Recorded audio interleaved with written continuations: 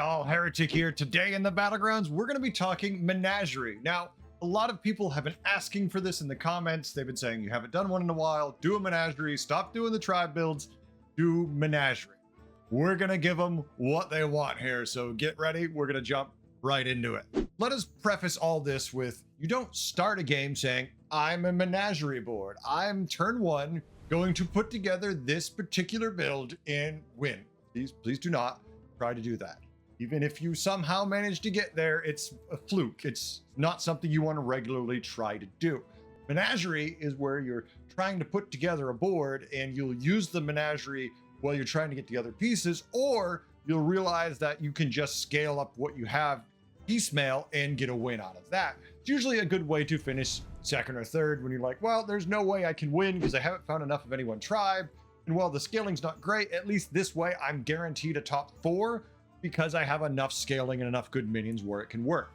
So don't say you're a Menagerie board early. I mean, please, if you're playing against me in my lobby, have fun. Say on turn 1 that you are putting together a Team Master board. Knock yourself out. I won't complain. I mean, if you win with it, I guess you were right?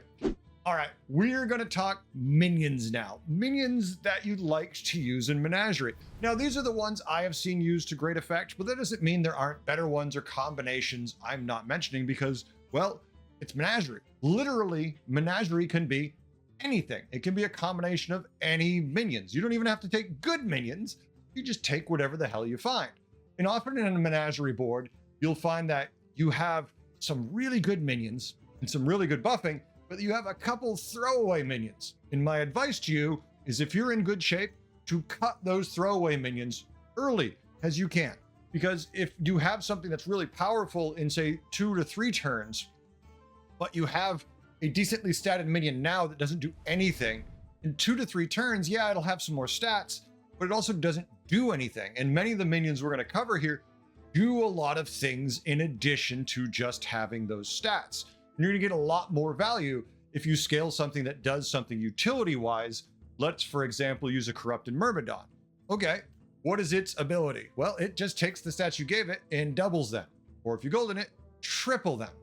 As opposed to a regular Naga who might give you just a spellcraft. And that's fine if that is, for instance, a glow scale. And you're using that glow scale to divine shield something important. So you don't mind putting those stats on the glow scale. But at the same time, you don't love it because your glow scale is easy to counter. He's got taunt, he's got no other special abilities. So you see how Menagerie gets to be problematic. And now, wait a minute, we just said we have a glow scale and we have a Corrupted Myrmidon. Now the buffs aren't being distributed to the minion we want, the corrupted, they're also going on the glow scale. So you see where the problems can start to arise, where you start getting good minions, but then you find better minions in the same tribe. And at some point you have to decide, I'm just gonna keep what I have. And at some point you have to decide, I am gonna scale this new thing. And it's really, how strong are you? How strong is your opponent? What turn is it? And how can you scale them? Because if it takes 6 turns to scale it, and it's turn 10, that's probably too late. If in 2 turns you can scale it to be respectable or already bigger than what you have, then go for it. Turn 12, that's fine. But there's a big difference between turn 16 and turn 9. So make sure when you're making all these decisions, you take into account how long you have actually scale them in a normal world. We're not talking about 2% results where you just get murdered because someone high rolls crazy or you have some really bad hits. We're not going to cover anywhere near all the minions because we'd be here for hours. We're just going to cover some of the highlights I find, and this already can take long enough. The first minion we're going to be covering is Defiant Shipwright. This is a tier 2, 2/5 pirate that whenever this gains attack, gain +1 health permanently. This one is really useful because it can fit in a Menagerie board pretty easily because you've got it on your board probably from like turn 3 on. If it gains any attack, it's gaining health. So by the time it gets to that late game, it is so thick with health that you really don't want to cut it. It's just too big and it really can fit on your board the entire time. But that being said, this is one of the first tools now we're going to be talking about that we're going to use a lot when we get a minion like this. Too good to cut. We're going to get Channel the Devour, the tier 5, 3 gold spell, remove a minion, give it stats to a random friendly minion. So when you have something like Defiant Shipwright, and it's a 300, 600, and you're like, well, it doesn't do anything special. It doesn't have Divine Shield, and I really have something that I want to give it spots to, but I'm obviously not going to sell a 300, 600 unless we're at that stage of the game where I just need scam because our opponent has too much other stats. We really just want to spit this thing, have its stats land on something we want, and move on. That is when you make sure you have everything on the board are only minions that you want to keep. You then cast Channel the Devourer on this thing, then you give it spot to something new. It's a gamble always where it's going to land. It seems to always want to land on your Taunt or your Leroy, whatever the worst potential minion is to hit. That's where it usually lands, but at least now the spot's free and those stats aren't just wasted. Defiant Shipwright, plus this spell, a great combo in the late game. And let's face it, you're going to be casting Channel the Devourer whenever you can, often with a Menagerie build, because you get stuck with a lot of minions that are really overstated that you can find better utility minions. The deflect-o-bot, tier 3, 3/2 mech. Deflect-o-bot has Divine Shield. Whenever you summon a mech during combat, gain plus attack and Divine Shield. Now, +2 attack isn't why we want this minion on our board. It's because of the Divine Shield reset where this can be good. Deflecto's not as good as it used to be, but in a Menagerie board, it can work. Because if you get an all-type minion and you have that have reborn, as soon as that dies and gets summoned back out, then your Deflecto resets. So you're going to get additional value from your Deflecto. Peggy, a 2/1 pirate. What Peggy is, whenever a card is added to your hand, give another friendly pirate +1/+1. Once again, if you have one of the all-type cards sitting next to Peggy, every time you add a card to your hand, you're buffing that minion. Now, Peggy is a great example of a card for a Menagerie board you want early, and then you cut. I don't care if Peggy's a 40/40 and it's turn 10. You cut Peggy if you can help it, because that 1/1 buff they're getting for the cards you're cycling only matters if you are cycling a ridiculous number of cards. You have a golden brand? Okay, maybe you keep Peggy, but even then, there's gonna be a lot better minions that if you cycle a lot of cards will give you better value than Peggy. Typically, unless there's an extreme reason, you don't want to keep the Peggy, but during that mid game, very powerful Peggy. Wildfire Elemental is a 6/3 at tier 3. After this attacks and kills a minion, deal excess damage to an adjacent minion. Now, this is one of those early cards you really don't want to cut because it gains too many stats, but at the same time, it's a pseudo cleave. It doesn't necessarily ever hit the sides, because if it hits a Divine Shield, it'll never target additional minions. It's got to kill its target to do that. Wildfire, while I don't love it, is probably the minimum qualification for a cleave minion I want to have on my board, because there's qualifiers for when it actually works. Lot Prince is a tier 4 2/2 Murloc with Divine Shield that reads, whenever this gains stats, add +2/+2 to that amount wherever this is. Nice thing about this is if you get something simple like, oh, I generated 2 blood gems, and you put a blood gem on it, that blood gem is a 1/1 buff. It's a 3/3 buff for the purposes of this minion. So you instantly get a lot more stats, and it has Divine Shield baked onto it, making this a great fit for any Menagerie board. Persistent Poet, we have to mention a tier 4 2/3 dragon, Divine Shield, adjacent dragons permanently keep your enhancements from combat. But Heretic, we said we're Menagerie. Well, that means we're playing different tribes, not multiple of the same. And you're right, but that's where all type minions come in. You sit this next to them, and then those in-combat buffs you often can get kicked around will be permanent. Now, is this one something you're going to see too often? No, this is more of a niche type fit. You're probably pretty familiar seeing this with pirate builds, throwing a million tokens off those annoying all-type minions, but it's effective. And there are other times when this can happen, and whenever you get a setup like that taking place, this is the kind of minion you want to enable it. Blade Collector is a tier 4 3/2 pirate that reads, also damages the minions next to whoever this attacks. This is a true cleave minion. This is probably the best cleave minion. When it hits one minion, it's going to hit one to the left and right. If there are 2 targets, it's not on a corner. Giving it possibly hitting 3 targets makes this an invaluable minion. Obviously, Leroys love this thing because they will sit next to Divine Shield taunts. They will die horribly, and then you lose your giant Blade Collector. So make sure you're bumping accordingly and trying to be careful with positioning, but Blade Collector, definitely one of the best Menagerie minions. Hunter of Gatherers is a tier 4 3/5 dragon. Whenever this gains attack, give your minions +1 health. Well, you're running Menagerie, you're throwing buffs all around whatever you're using. this is going to be one of the minions you want because it just brings up the baseline health of all your minions relatively quickly for, it just being on the board doing its thing.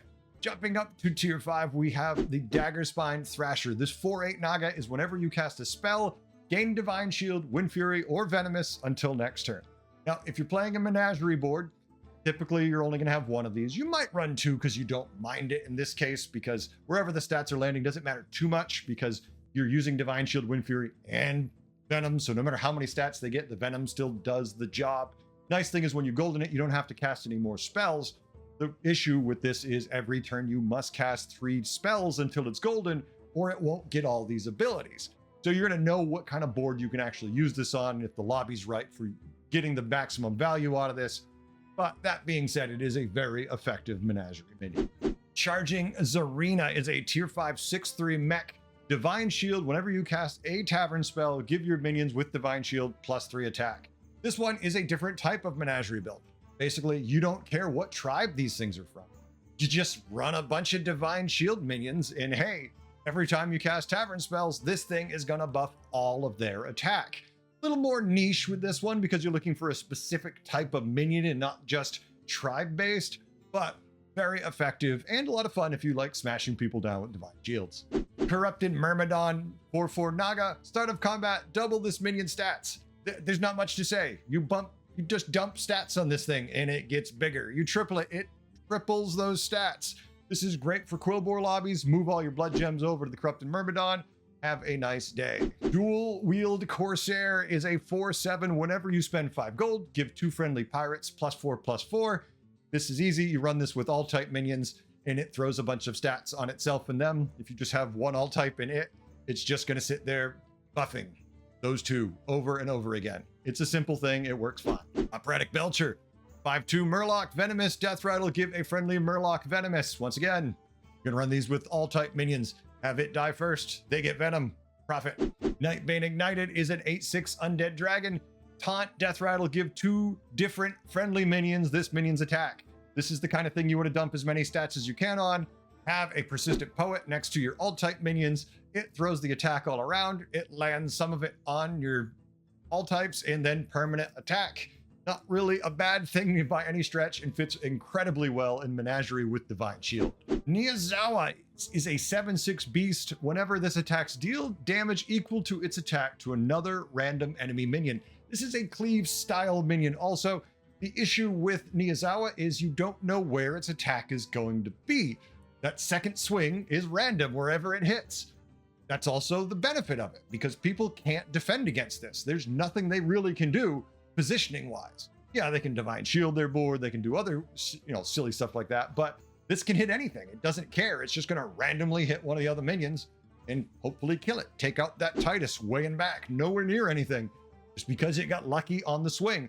It's definitely a gamble card, but it still feels pretty good and is a lot of fun when it hits right. And yeah, it'll drive you crazy when it hits wrong, but at least you know it's not going to hit the main target with its random attack. It's got to hit something else. Stepping up to tier 6 now, we're going to start with Arid Atrocity. This is a 7/7 Death Rattle. Summon a 7/7 Golem, improved by each friendly minion type that died this combat, and it is a all-type minion. It fits in any Menagerie board because it is an all-type, so it interacts with all the other things we talked about that could buff permanent or just wants you to have an extra tribe.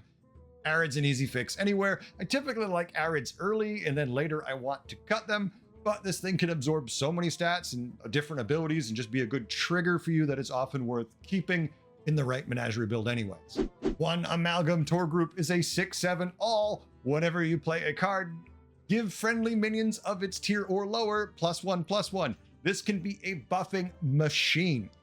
Just sit there playing tier 5 and 6 cards and you are going to be constantly buffing basically your entire board. And it's just easy stats to throw around. If you're running any kind of brand build with this, easily can gain a ton of stats. Colossus of the Sun is a tier 6 9/9 Divine Shield and Reborn. It's undead. I don't typically love using this in my Menagerie builds. It can fit. You're going to have a giant Divine Shield. You can buff up. It'll have Reborn. The issue is, since you're playing Menagerie, you probably haven't buffed your army of the undead buff at all. So when it comes back, it's a 9/1. That being said, the initial hit, if you just want a big Divine Shield monster to beat things down, this can do the job. And if it comes down to a situation where it comes back with Reborn and it wins you the fight, who cares? Just enjoy it. Warpwing is a 12/4 dragon immune while attacking. Folks, this is a monster whenever you see it swinging. If it's in a menagerie board and you've buffed its attack and its health a lot, you give this thing Divine Shield, it is just a terror. Because remember, when it swings and hits with Divine Shield, it doesn't lose Divine Shield because it's immune. It can die to Leroy, but it doesn't take any damage. So it keeps its Divine Shield. So when the enemy finally does hit it, it doesn't care, and it gets another chance to swing again, or at least absorb another hit. Maybe that one it dies, but who cares? It's already done a lot of damage. This thing is one of the best menagerie minions you can have.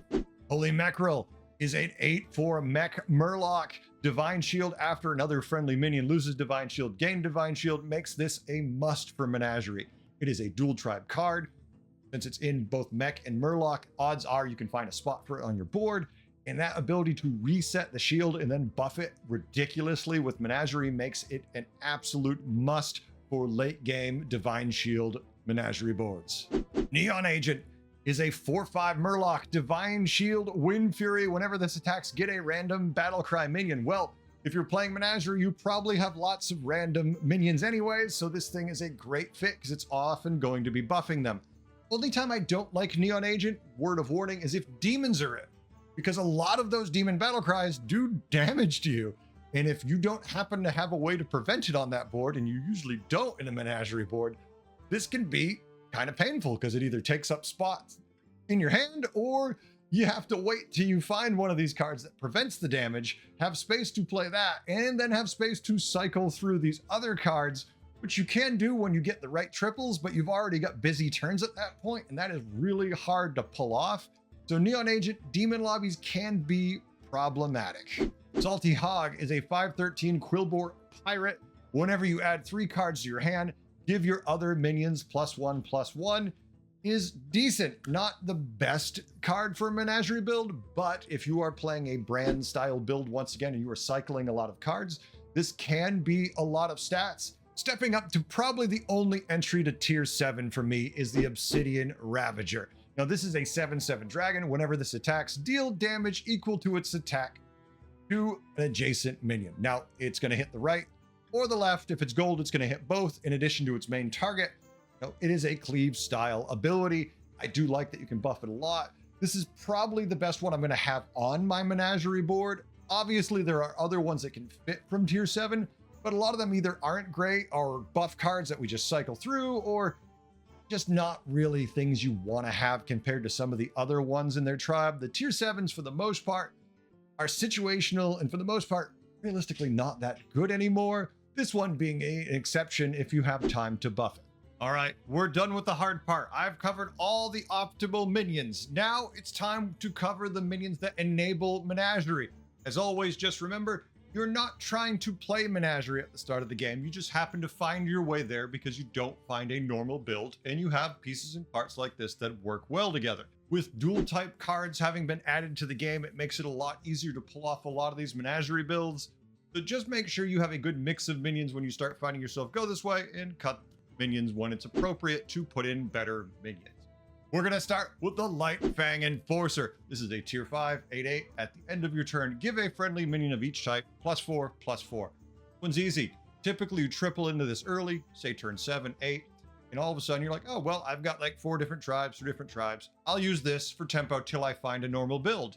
Then sometimes you don't, and you go, oh, I guess I'll do this, especially if you find a Drakari Enchanter. That giving the extra trigger of this is a big deal. You triple either or both of them, you really can get a lot of stats really fast. And the advantage of Lightfang Enforcer is that it doesn't really care how many different tribes you have. In fact, with Lightfang, the more you have, the better, because it's just going to buff them all. There isn't a cap like some of them have. So Lightfang Enforcer, a very solid early hit for Menagerie that can win you the game. Next, Bran Bronzebeard or Moira Bronzebeard. Now, Bran is a 2/4 tier 5. Your battle cries trigger twice. Moira is a tier 7, 3/9. Your battle cries and death rattles trigger twice. Typically, Moira isn't going to be how you do your Menagerie build, but with the addition of the death rattle triggers, might be something that works for you if you're getting this early enough, which you usually don't, but if you do, you certainly can build Menagerie with either one of these just as effectively for the same kind of results typically. It's all about the battle cries. You're going to cycle as many battle cry cards as you can, and you are just going to scale pretty damn well because of that. Now, any of the minions we've talked about could work just fine with either one of these minions. They're all great. But I want to add, because we're doing these battle cry synergies, young Murk-Eye to the mix. Tier 6, 10-6 Murloc at the end of your turn, trigger the battle cry to the minion to the left of this. The reason why I say that is if this is one of your tribes and every turn you finish on a battle cry minion, you just put it next to Murk-Eye and you're getting more stats. Always worth it if you're doing either one of these builds to include this as one of your minions if you can, because it is damn effective at scaling up your board just an extra time or giving you extra cards or whatever it's doing for you. It helps. You can use all the different things we've talked about, and really the combination doesn't matter. Just enjoy the cycling of cards and get some APM play. The final build we're going to cover is Tea-Master Theotar. One of my favorites that we don't get to do as much anymore, but still a good time. Tier 6, 8/8, after you play a minion with no type, give 3 friendly minions of different types +4/+4. And that is really the distinction that's different than all these others. You only buff 3 different types. So if you run 5 types, you're only buffing 3. So your stats are going to get spread out really badly and not be as good. But at the same time, if you overbuff in, say, a Murloc lobby and you only have 3 really big minions, there's that counterplay that they might just venom you to death. So it really depends on the lobby. Typically, I like to have 4 minions, 4 different types, doing their things. Usually one of them I like to have is the one-amalgam Tor group. It's going to be an all-type creature, thus will trigger a lot of different things, and it will be giving us additional buffing in addition to the Tea-Masters based on the tier of the cards, and it itself will buff the Tea-Master. One of the minions that really synergizes well with Tea-Master is Treasure Seeker Elise, a tier 4 5/5. After you refresh 5 times, find the Golden Monkey. Well, the Golden Monkey is a golden minion that is tier 1 and neutral. So when you play it, you're going to get a buff. You're going to sell that, so you get a gold back. You're going to get whatever the triple reward is, be it a neutral or a card that you just want on your board or a buff somehow being played out. Either way, value. You just keep cycling these things and you have this eat up one of your slots. And that really can pay back big dividends because it's going to help you find triples. Well, triples at this point basically can give you more Tea-Masters. Realistically, you only need 1 Tea-Master. You only need 1 golden Tea-Master. I don't mind doing 2 normal Tea-Masters and the Elise. Typically, I want a golden Tea-Master, and then I just want a bunch of cycling. That way I can have my stats spread out reasonably well and still have some room for variance as opposed to just a couple big monsters. But Elise really does enable this build super well because you're getting gold back as you're selling a lot of these things. And you just have to roll 5 times, which usually isn't too hard, especially if there's ways you can cheese out some extra free rolls and whatnot. So definitely use Elise in this. Tea-Master is a lot of fun, heavy APM build that I just enjoy doing when I am playing Menagerie boards. That's it. That's Menagerie. That's how we build it. That's how we do it. Oh, Heretic, please know you missed my favorite version of this build. Explain to me all the different things that you didn't include and why you didn't include it.